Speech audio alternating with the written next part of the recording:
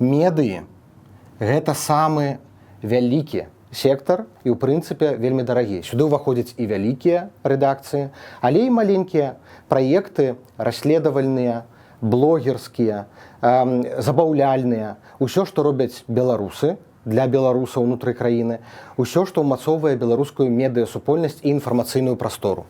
Прыватны сектар гэта сумленны беларускі бізнес, які выехаў ў выгнанне, будуе свае суполкі і асацыяцыі.